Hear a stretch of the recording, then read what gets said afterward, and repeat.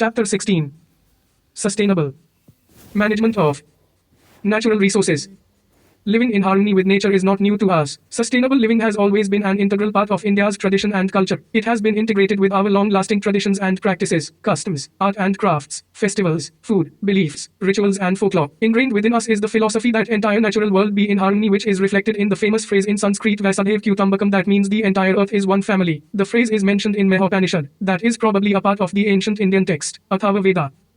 In class 9 we have already learnt about some natural resources like soil, air and water, and how various components are cycled over and over again in nature. Also, we learnt in the previous chapter about the pollution of these resources because of some of our activities. In this chapter, we shall look at some of our resources and how we are using them. Maybe we should also think about how we ought to be using our resources so as to sustain them and conserve our environment. We shall be looking at our natural resources like forests, wildlife, water, coal and petroleum, and see what are the issues at stake in deciding how these resources are to be managed for sustainable development along with the input from our traditional practices.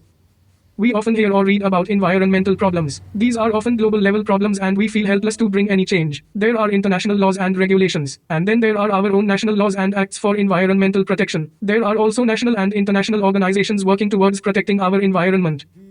And find out about the international norms to regulate the emission of carbon dioxide. And have a discussion in class about how we can contribute towards meeting those norms. Activity 16.1. 266. Science. 2022 to 2023. And there are a number of organizations that seek to spread awareness about our environment and promote activities and attitudes that lead to the conservation of our environment and natural resources. Find out about the organization is active in your neighborhood, village, town, city. And find out how you can contribute towards the same cause. Activity 16.2. Awareness about the problems caused by unthinkingly exploiting our resources has been a fairly recent phenomenon in our society, and once this awareness rises, some action is usually taken. You must have heard about the Ganga Action Plan. This multi-crore project came about in 1985 because the quality of the water in the Ganga was very poor. Coliform is a group of bacteria found in human intestines, whose presence in water indicates contamination by disease-causing microorganisms. Figure 16.1. Total coliform count levels in the Ganga. Source: Central Pollution Control Board, 2012. Sustainable Management of Natural Resources. 267. 2022 to 2023. 268. Science. Pollution of the Ganga. The Ganga runs its course of over 2,500 kilometers from Gangotri in the Himalayas to Ganga Sagar in the Bay of Bengal. It is being turned into a drain by more than 100 towns and cities in Uttar Pradesh, Bihar and West Bengal that pour their garbage and excreta into it. Largely untreated sewage is dumped into the Ganges every day. In addition, think of the pollution caused by other human activities like bathing, washing of clothes and immersion of ashes or unburnt corpses. And then, industries contribute chemical effluents to the Ganges pollution load, and the toxicity kills fish in large sections of the river. Namami Gange program is an integrated conservation mission approved as a flagship program by the Union government in June 2014. It was launched to accomplish the twin objectives of effective abatement of pollution, conservation and rejuvenation of River Ganga. The National Mission for Clean Ganga is the implementation wing set up in October 2016. As you can see, there are some measurable factors which are used to quantify pollution or the quality of the water that we use for various activities. Some of the pollutants are harmful even when present in very small quantities, and we require sophisticated equipment to measure them. But as we learnt in chapter 2, the pH of water is something that can easily be checked using universal indicator. We need not feel powerless or overwhelmed by the scale of the problems because there are many things we can do to make a difference. You must have come across the 5 R's to save the environment: refuse, reduce, reuse, repurpose and recycle. What do they refer to? Refuse, reduce, reuse.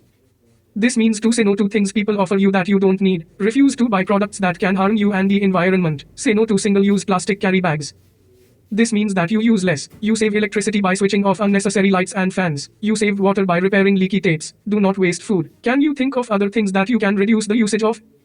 This is actually even better than recycling because the process of recycling uses some energy. In the reuse strategy, you simply use things again and again. Instead of throwing away used envelopes, you can reverse it and use it again. The plastic bottles in which you buy various food items like jam or pickle can be used for storing things in the kitchen. What other items can we reuse? 2022 to 2023. Do you know? And check the pH of the water supplied to your house using universal indicator or litmus paper. And also check the pH of the water in the local water body, pond, river, lake, stream. And can you say whether the water is polluted or not on the basis of your observations? Activity 16.3. Repurpose. Recycle. This means when a product can no more be used for the original purpose, think carefully and use it for some other useful purpose. For example, cracked crockery or cups with broken handles can be used to grow small plants and as feeding vessels for birds. This means that you collect plastic, paper, glass and metal items and recycle these materials to make required things instead of synthesizing or extracting fresh plastic, paper, glass or metal. In order to recycle, we first need to segregate our waste so that the material that can be recycled is not dumped along with other wastes. Does your village, town, city have a mechanism in place for recycling these materials? Even while making everyday choices, we can make environment-friendly decisions. For doing this, we need to know more about how our choices affect the environment. These effects may be immediate or long-term or long-ranging. The concept of sustainable development encourages forms of growth that meet current basic human needs, while preserving the resources for the needs of future generations. Economic development is linked to environmental conservation. Thus, sustainable development implies a change in all aspects of life. It depends upon the willingness of the people to change their perceptions of the socio-economic and environmental conditions around them, and the readiness of each individual to alter their present use of natural resources. And have you ever visited a town or village after a few years of absence? If so, have you noticed new roads and houses that have come up since you were there last? Where do you think the materials for making these roads and buildings have come from? And try and make a list of the materials and their probable sources and discuss the list you have prepared with your classmates. Can you think of ways in which the use of these materials be reduced? Activity 16.4. 16.1 Why do we need to manage our resources? Not just roads and buildings, but all the things we use or consume: food, clothes, books, toys, furniture, tools and vehicles are obtained from resources on this earth. The only thing we get from outside is energy which we receive from the sun. Even this energy is processed by living organisms and various physical and chemical processes on the earth before we make use of it.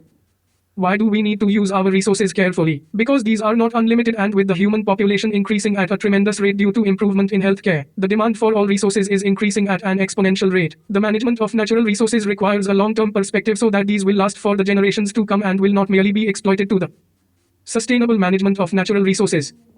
269. 2022 to 2023. 270. Science. Hilt for short-term gains. This management should also ensure equitable distribution of resources so that all, and not just a handful of rich and powerful people, benefit from the development of these resources. Another factor to be considered while we exploit these natural resources is the damage we cause to the environment while these resources are either extracted or used. For example, mining causes pollution because of the large amount of slag which is discarded for every ton of metal extracted. Hence, sustainable natural resource management demands that we plan for the safe disposal of these wastes too. The present-day global concerns for sustainable development and conservation of natural resources are of recent origin as compared to the long tradition and culture of nature conservation in our country. Principles of conservation and sustainable management were well established in the prehistoric India. Our ancient literature is full of such examples where values and sensitivity of humans towards nature was glorified and the principle of sustainability was established at its best. Activity 16.5.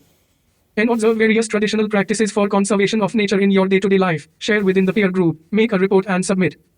Indian texts such as Upanishads and Smritis contain many descriptions on the uses and management of forests, and highlight sustainability as an implicit theme. One hymn from Atharva Veda, the 12th of January 2011, later translated into English in the book Atharva Veda, the Sanskrit text with English translation, written by Devi Chand in 1997, reads: O earth, pleasant be thy hills, snow-clad mountains and forests, O numerous-colored, firm and protected earth. On this earth I stand, undefeated, unslain, unhurt. Another hymn that reveals utilization and regeneration principles from Atharva Veda, the 12th of January 1935 reads: Whatever I dig out of you, O earth, may that have quick regeneration again, may we not damage thy vital habitat and heart. During the Vedic period, both productive as well as protective aspect of forest vegetation were emphasized. Agriculture emerged as a dominant economic activity during the later Vedic period. This was the time when 2022 to 2023. The concept of cultural landscapes such as sacred forests and groves, sacred corridors and a variety of ethno-forestry practices were evolved that continued to the post-Vedic period. Besides a wide range of ethno-forestry practices were infused with the traditions, customs and rituals and followed as a means for protection of nature and natural resource. Questions. 1. What changes can you make in your habits to become more environment friendly? 2. What would be the advantages of exploiting resources with short-term aims? 3. How would these advantages differ from the advantages of using a long-term perspective in managing our resources? 4. Why do you think that there should be equitable distribution of resources? What forces would be working against an equitable distribution of our resources? 16.2 Forests and wildlife. Forests are biodiversity hotspots. One measure of the biodiversity of an area is the number of species found there. However, the range of different life forms, bacteria, fungi, funds, flowering plants, nematodes, insects, birds, reptiles and so on found, is also important. One of the main aims of conservation is to try and preserve the biodiversity we have inherited. Experiments and field studies suggest that loss of diversity may lead to loss of ecological stability. 1.6.2. 1 Stakeholders. We all use various forest produce, but our dependency on forest resources varies. Some of us have access to alternatives, some do not. When we consider the conservation of forests, we need to look at the stakeholders who are either people who live in or around forests are dependent on forest produce for various aspects of their life. See figure 16.2. 2. The forest department of the government which owns the land and controls the resources from forests. 3. The industrialists from those who use tendu leaves to make beddis to the ones with paper mills who use various forest produce, but are not dependent on the forests in any one area. 5. The wildlife and nature enthusiasts who want to conserve nature in its pristine form. And make a list of forest produce that you use. And what do you think a person living near a forest would use? And what do you think a person living in a forest would use? And discuss with your classmates how these needs differ or do not differ and the reasons for the same. Activity 16.6. Sustainable management of natural resources. 271. 2022 to 2023. Figure 16.2. A view of a forest life. Let us take a look at what each of these groups needs gets out of the forests. The local people need large quantities of firewood, small timber and thatch. Bamboo is used to make slats for huts, and baskets for collecting and storing food materials. Implements for agriculture, fishing and hunting are largely made of wood. Also forests are sites for fishing and hunting. In addition to the people gathering fruits, nuts and medicines from the forests, their cattle also graze in forest areas or feed on the fodder which is collected from forests. Do you think such use of forest resources would lead to the exhaustion of these resources? Do not forget that before the British came and took over most of our forest areas, people had been living in these forests for centuries. They had developed practices to ensure that the resources were used in a sustainable manner. After the British took control of the forests which they exploited ruthlessly for their own purposes, these people were forced to depend on much smaller areas and forest resources started becoming overexploited to some extent. The forest department in independent India took over from the British, but local knowledge and local needs continued to be ignored in the management practices. Thus vast tracts of forests have been converted to monocultures of pine, teak or eucalypts. In order to plant these trees, huge areas are first cleared of all vegetation. This destroys a large amount of biodiversity in the area. Not only this, the varied needs of the local people, leaves for fodder, herbs for medicines, fruits and nuts for food, can no longer be met from such forests. Such plantations are useful for the industries to access specific products and are an important source of revenue for the forest department. Do you know how many industries are based on forest produce? A short count reveals timber, paper, lac and sports equipment. Industries would consider the forest as merely a source of raw material for its factories, and huge interest groups lobby the government for access to these raw materials at artificially low rates. Since these industries have a greater reach than the local people, they are not interested in the sustainability of the forest in one particular area. For example, after cutting down all the teak trees in one area, they will get their teak from a forest farther away. They do not have any stake in ensuring that one particular area should yield an optimal amount of some produce for all generations to come. What do you think will stop the local people in behaving in a similar manner? And find out about any two forest produce that are the basis for an industry. And discuss whether this industry is sustainable in the long run, or do we need to control our consumption of these products? Activity 16.7. 272. Science. 2022 to 2023.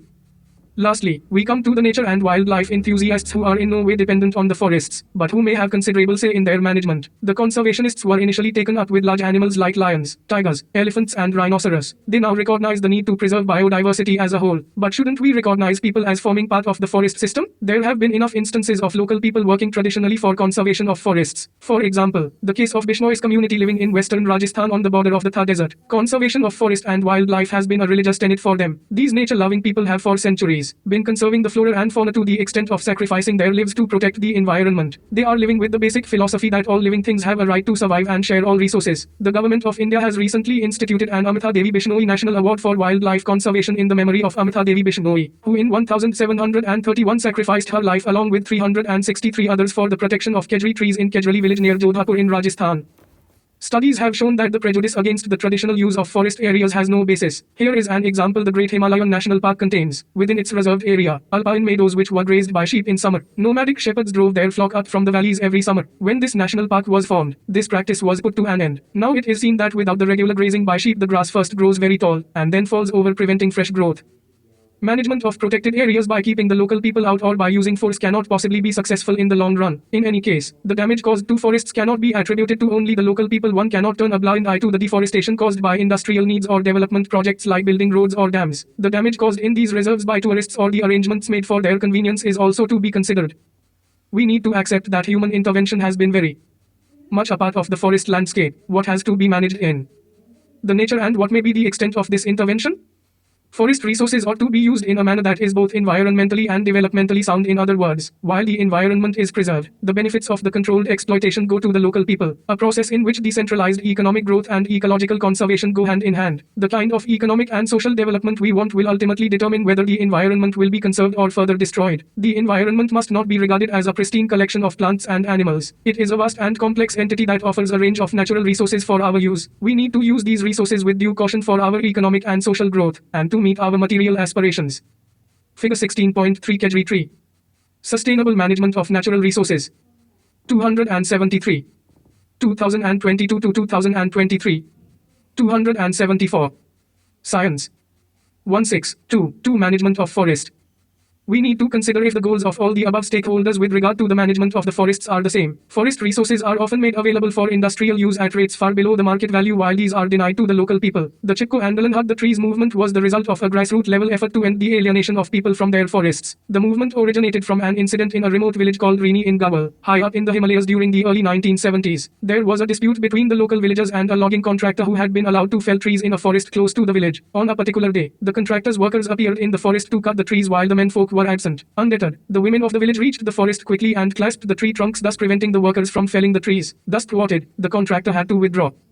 Inherent in such a competition to control a natural resource is the conservation of a replenishable resource. Specifically, the method of use was being called into question. The contractor would have felled the trees, destroying them forever. The communities traditionally lop the branches and pluck the leaves, allowing the resource to replenish over time. The Chipko movement quickly spread across communities and media, and forced the government, to whom the forest belongs, to rethink their priorities in the use of forest produce. Experience has taught people that the destruction of forests affected not just the availability of forest products, but also the quality of soil and the sources of water. Participation of the local people can indeed lead to the efficient management of forests. An example of people's participation in the management of forests.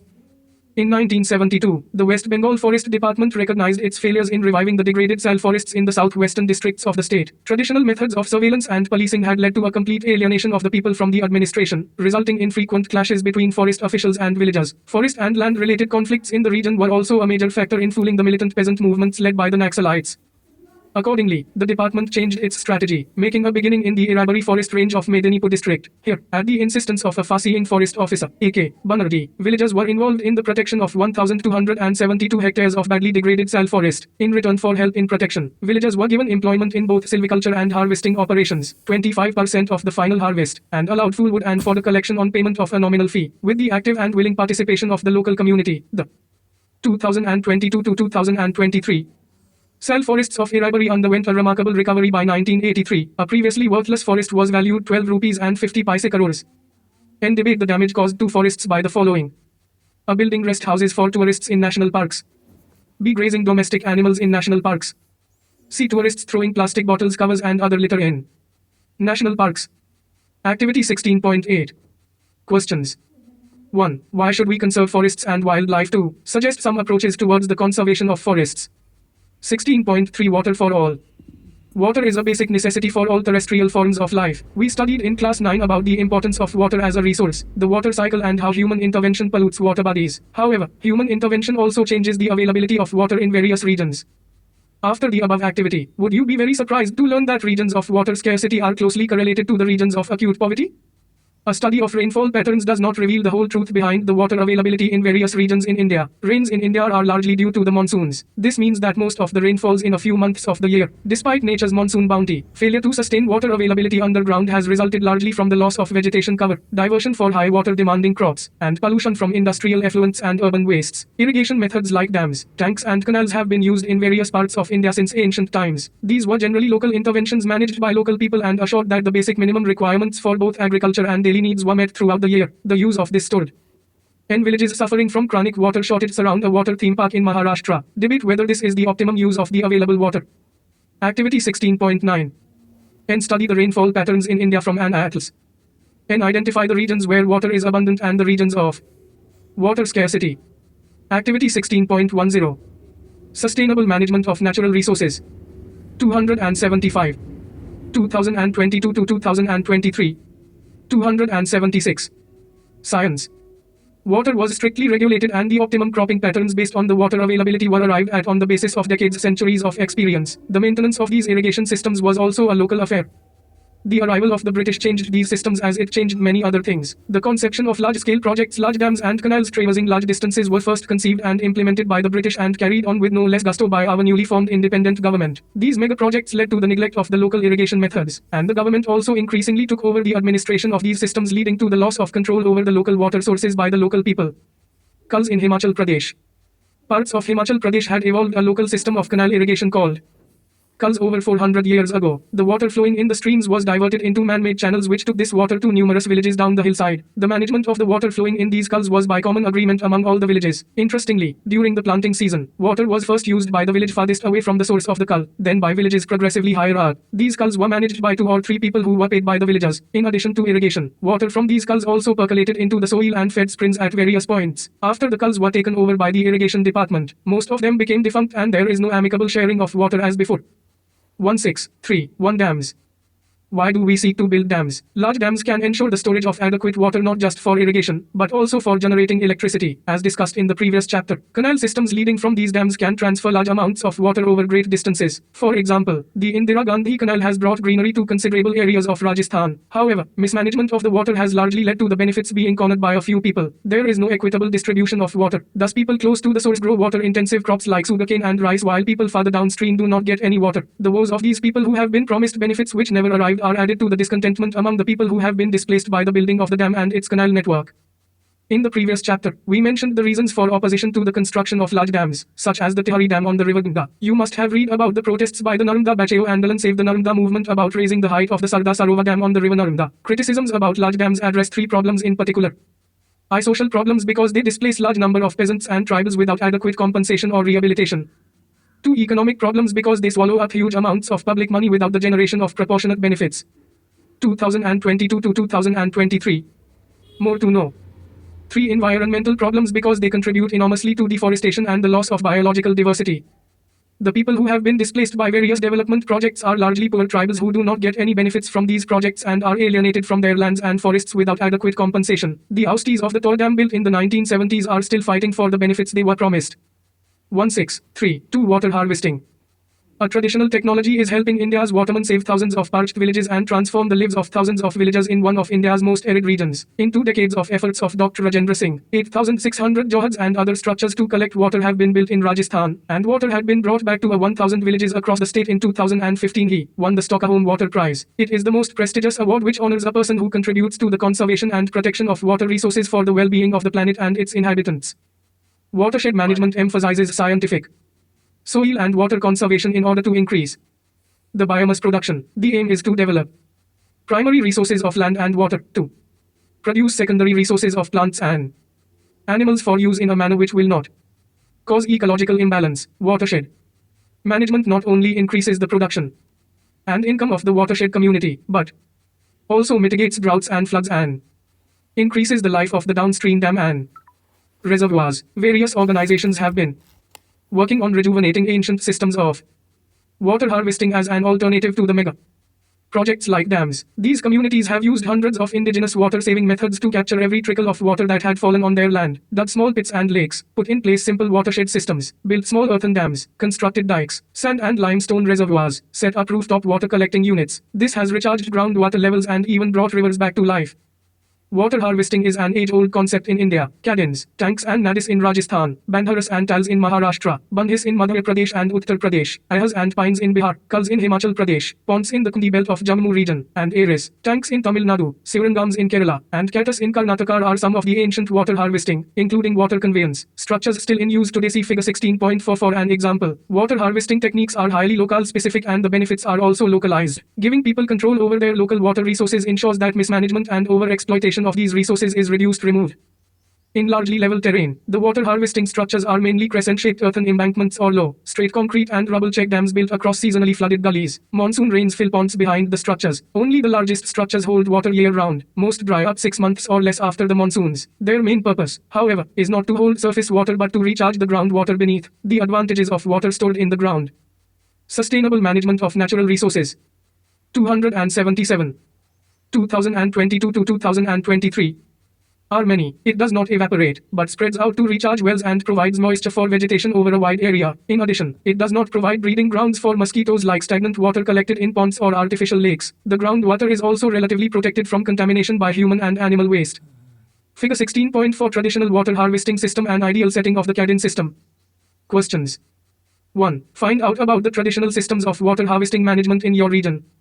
2. Compare the above system with the probable systems in hilly mountainous areas or plains or plateau regions. 3. Find out the source of water in your region locality. Is water from this source available to all people living in that area? 278. Science. 16.4 Coal and petroleum. We have seen some of the issues involved in the conservation and sustainable use of resources like forests, wildlife and water. These can meet our needs perpetually if we were to use them in a sustainable manner. Now we come to yet another important resource: fossil fuels, that is, coal and petroleum, which are important sources of energy for us. Since the Industrial Revolution, we have been using increasing amounts of energy to meet our basic needs and for the manufacture of a large number of goods upon which our lives depend. These energy needs have been largely met by the reserves of coal and petroleum. The management of these energy sources involves slightly different perspectives from those resources discussed earlier. Coal and petroleum were formed from the degradation of biomass millions of years ago, and hence these are resources that will be exhausted in the future no matter how carefully we use them. And then we would need to look for alternative sources of energy. Various estimates exist as to how long these resources, 2022 to 2023, will last if the present rate of usage continues. It is estimated that our known petroleum resources will last us for about 40 years and the coal resources will last for another 200 years.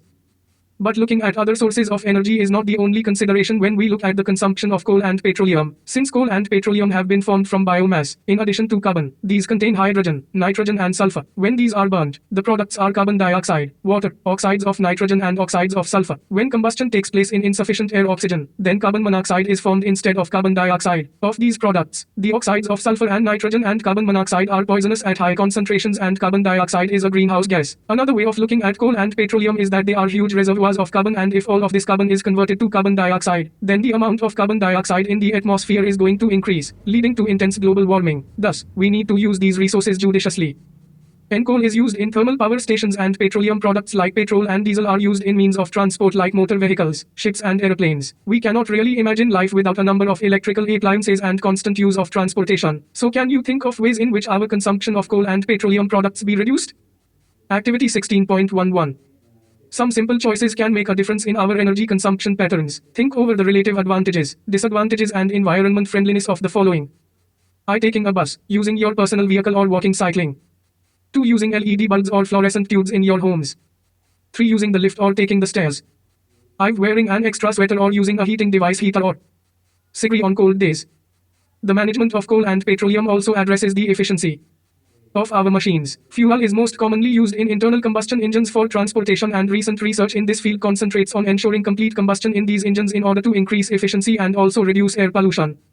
And you must have heard of the Euro I and Euro 2 norms for emission from vehicles. Find out how these norms work towards reducing air pollution. Activity 16.12. Sustainable management of natural resources. 279. 2022 to 2023. 16.5 An overview of natural resource management. Sustainable management of natural resources is a difficult task. In addressing this issue, we need to keep an open mind with regard to the interests of various stakeholders. We need to accept that people will act with their own best interests as the priority. But the realization that such selfish goals will lead to misery for a large number of people and a total destruction of our environment is slowly growing. Going beyond laws, rules and regulations, we need to tailor our requirements, individually and collectively, so that the benefits of development reach everyone now and for all generations to come. What you have learned. And our resources like forests, wildlife, water, coal and petroleum need to be used in a sustainable manner. And we can reduce pressure on the environment by sincerely applying the maxim of refuse, reduce, reuse, repurpose and recycle in our lives. And management of forest resources has to take into account the interests of various stakeholders. And the harnessing of water resources by building dams has social, economic and environmental implications. Alternatives to large dams exist. These are local specific and may be developed so as to give local people control over their local resources. And the fossil fuels, coal and petroleum, will ultimately be exhausted. Because of this and because their combustion pollutes our environment, we need to use these resources judiciously. Exercises. 1. What changes would you suggest in your home in order to be environment friendly? 2. Can you suggest some changes in your school which would make it environment friendly? 3. We saw in this chapter that there are 4 main stakeholders when it comes to forests and wildlife. Which among these should have the authority to decide the management of forest produce? Why do you think so? 4. How can you as an individual contribute or make a difference to the management of forests and wildlife, be water resources and sea coal and petroleum? 5. What can you as an individual do to reduce your consumption of the various natural resources? 6. List 5 things you have done over the last 1 week to conserve our natural resources. B. Increase the pressure on our natural resources. 7. On the basis of the issues raised in this chapter, what changes would you incorporate in your lifestyle in a move towards a sustainable use of our resources? 280. Science. 2022 to 2023.